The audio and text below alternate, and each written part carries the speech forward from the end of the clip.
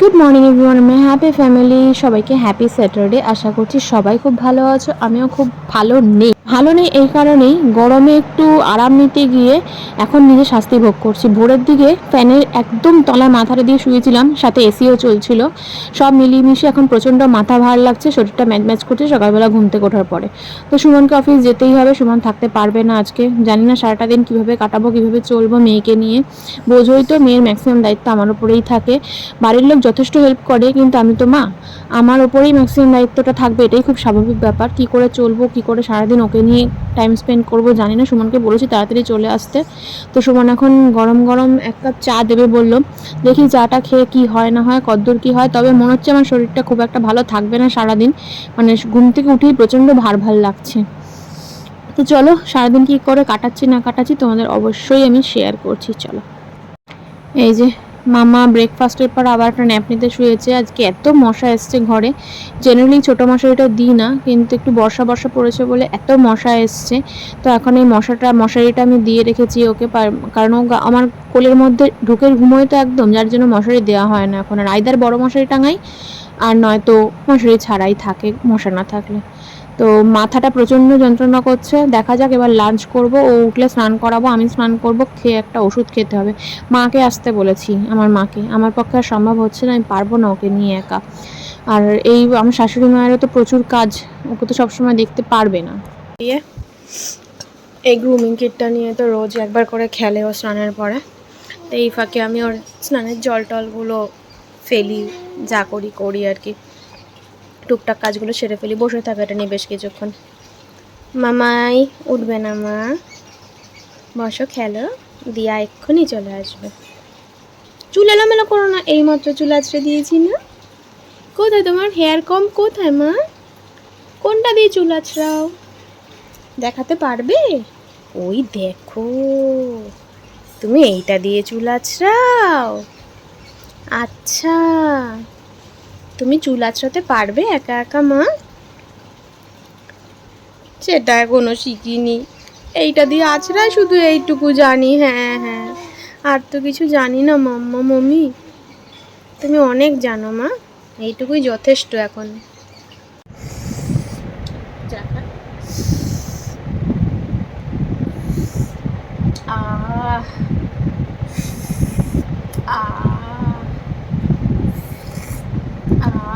একটু চা খেলে নিই।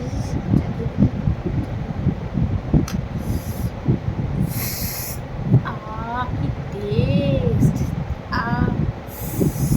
কি টেস্ট, জানাই যে কি টেস্ট, বাবা বাবা, কতগুলো পেয়ারা। অনেকগুলো কাপ। চা সাজিয়ে দাও, কাপ আগে উল্টাবে। কাপ উল্টে দেবে আগে, চা সাজিয়ে দিলে কাপ উল্টে দেয়। এই যে আরেকটা কাপ কোথায়? একটা কাপ নিচে পড়ে গেছে, ধোয়া হয়নি, খাটের তলায় রয়েছে। এই তো চারটে প্লেট দিচ্ছি, তিনটে কাপ, একটু চা খা। তো মা একটু ওকে মানে ওর সাথে টাইম স্পেন্ড করুন, ততক্ষণ আমি একটু ওষুধের ড্রয়ারটা গুছিয়ে নিই। এটা বেসিক্যালি মাম্মার ওষুধের ড্রয়ার, এর মধ্যে সব মামার ওষুধ রয়েছে। কত ওষুধ, সেই ছোট্টবেলা থেকে এখনও ড্রয়ারটা একবারও ক্লিন করিনি, মানে পুরনো ওষুধ ফেলা হয়নি। সেই জন্ম থেকেই ওর যা ওষুধ হয়েছে সেগুলো সব জমছে। তো মাঝখানে মানে একদম ছোট্টবেলায় 3 মাস অবধি মাম্মা তো খুব কলিক পেনে ভুগতো। তো তখন প্রচুর ডাক্তারের কাছে যেতে হয়েছে, এক একজন ডাক্তার এক এক রকম ওষুধ দিয়েছে, মানে প্রচুর ডাক্তার, তখন বেশ কয়েকটা ডাক্তার চেঞ্জ করেছিলাম কীভাবে পেটে ব্যথা কমবে, কীভাবে কমবে, এই উদ্দেশ্য নিয়ে।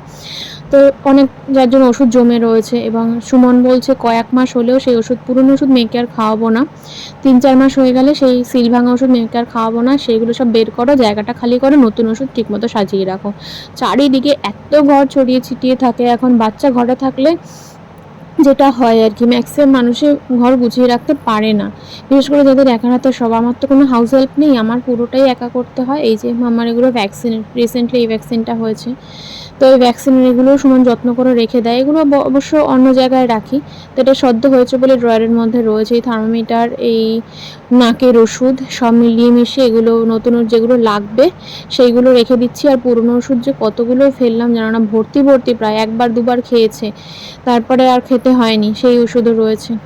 যাই হোক, তো এগুলো রেখে দিয়েছি। তার প্লাস তোমার ওই থ্রম্বোফোব জেলটা দেয়, ডাক্তার বলেছে লাগাতে ভ্যাকসিনের পর ফুলে টুলে গেলে যদি ফুলে, কিন্তু যে ডক্টরের কাছ থেকে মাম্মাকে ভ্যাকসিন দেওয়ায় সেই ডাক্তারের হাত খুবই ভালো, মাম্মার আজ অব্দি কোনোদিন ফোলেও নি জায়গাটা, মাম্মার খুব একটা ব্যথাও হয় না টাচউড, তো যার জন্য সেই সমস্যাটা হয় না। তো ভাবলাম এই সুযোগ আছে, একটু ওষুধ খেয়েছি আমি দুপুরবেলা লাঞ্চ করে, এখন একটু বেটার লাগছে, একটু ঘুমোতে পারলে ভালো হতো, বাট মেয়ে না ঘুমোলে তো আমার ঘুমানো হয়ই না।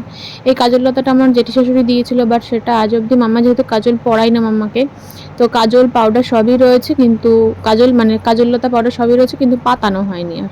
এই যে মোটামুটি ফ্রেশ করলাম, একদম বাছা বাছা ওষুধ, যেগুলো এখন মাঝে মাঝে ঠান্ডা লাগলে বা জ্বর হলে শুধু সেই ওষুধই রয়েছে, এগুলো ঢাকলো। আর নর্মাল যে ভিটামিন ওষুধ মাম্মা খায় সেগুলোই রয়েছে এখন, এগুলো গুছিয়ে রাখলাম। দেখো এগুলো করতেও তো একটা টাইম লাগে, কেউ যদি ওকে না ধরে বারবার এখন হামা দিয়ে দিয়ে খাটের কোনায় চলে আসে, আমার ভীষণ ভয় লেগে যায় যদি পড়ে যায় কী সর্বনাশটা হবে, হাত ভাঙবে না মাথা ফাটবে আমি নিজেও জানি না। তো এই বুকসগুলো দেখছো, বুকসগুলো দিয়েছিল হচ্ছে আমার বোন, মাস্তুতো বোন। এই যে এতগুলো ওষুধ ফেলা গেল, যাক ওষুধের মায়া করার লাভ নেই, এইসব ওষুধ তার মামাকে খাওয়ানো যাবে না। এই অগমেন্টেন ওষুধ তো পুরো ধরা সিল করা, কিনেছিলাম বাট খাওয়ানো হয়নি।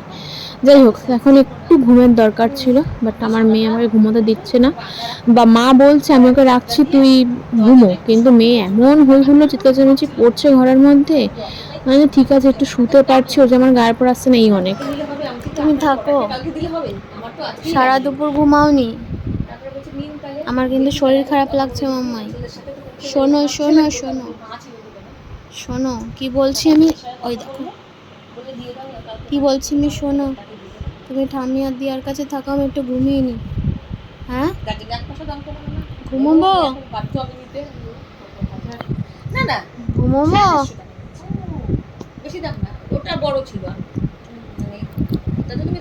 মামাই আমি ঘুমোবো, ঘুমোবো। তুমি ঘুমোচ্ছ না কেন? সারা দুপুর কিভাবে না ঘুমিয়ে কাটালে তুমি? আমার শরীর ঠিক হোক, দাঁড়াও, আবার মাম্মা ঘুমোবে। আমার শরীর যতদিন খারাপ থাকবে মাম্মা ততদিন জেগে থাকবে, নয়তো কালকে রাতে জেগে থাকার কোনো কারণই নেই, এমনি এমনি জেগে থাকলো, না শরীর খারাপ না কোনো কষ্ট, কিচ্ছু না, এমনিই ঘুমালো না। কি করলে এটা শুনুনি, কি করলে তুমি, এটা কি করলে? তুমি ম্যাট্রেসটা তুলে দিলে, এই চাদরটা তুলে দিলে, ম্যাট্রেসটা বের করে দিলে, হ্যাঁ এরকম কেন করছো তুমি? তুমি তো এরকম দুষ্টুমি করো না। কি মায়ের শরীর খারাপ দেখে কি বেশি করছো? মামাই যত রকম তাণ্ডব আছে সব রকম এখন মেয়ে করছে, আমার শরীরটা খারাপ, নড়তে চড়তে ইচ্ছে করছে না। দে দে পুরো তুলে দে চাদর, হ্যাঁ তুলে দে, পুরো তুলে দে, ঝামেলা মিটে যাক, ম্যাট্রেসের উপর থাকবি তারপরে।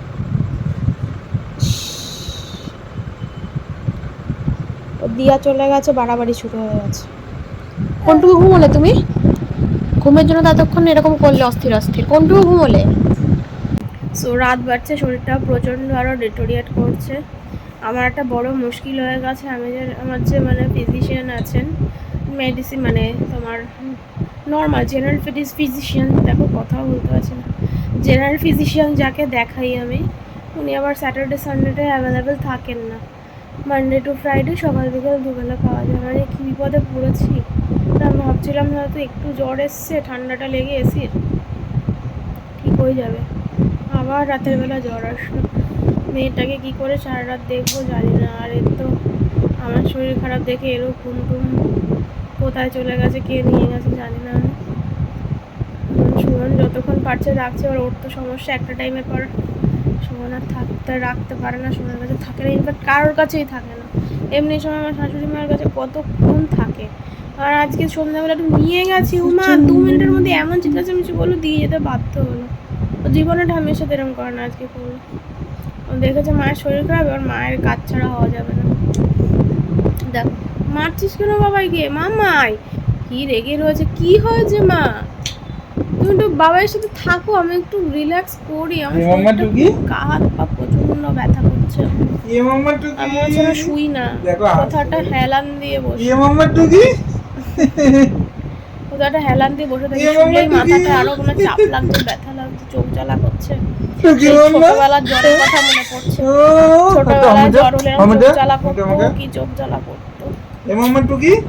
যাই হোক, দেখা যাক কি কালকে সকালে উঠে আবার শরীরে কি দাঁড়ায় না দাঁড়ায়।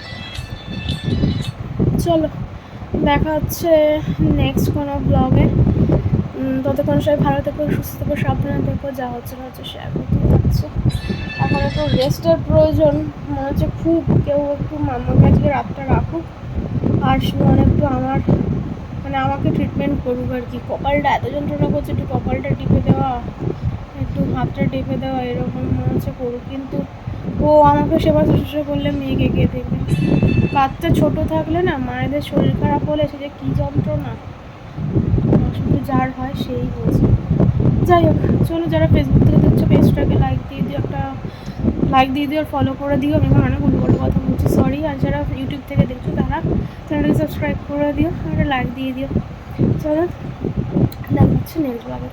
Good night, tata.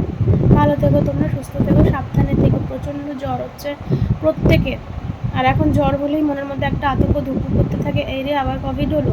একবার তো সেকেন্ড ওয়েভে হয়েছিল আমাদের, আবার ভয় লাগছে, জানি না কী হবে না হবে। সুমন্ত বলছে না তোমার একটা এসির হাওয়াই লেগেছে, হোপসো সেটা হলে সেটাই যেন হয়, অন্য কিছু যেন না হয়। কারণ আমাদের এখানে তো অতটাও ছড়ায়নি এখনো, তাও বলা যায় না, কপাল খারাপ থাকলে যা হয় আর কি। যাই হোক, চলো গুড নাইট, টাটা।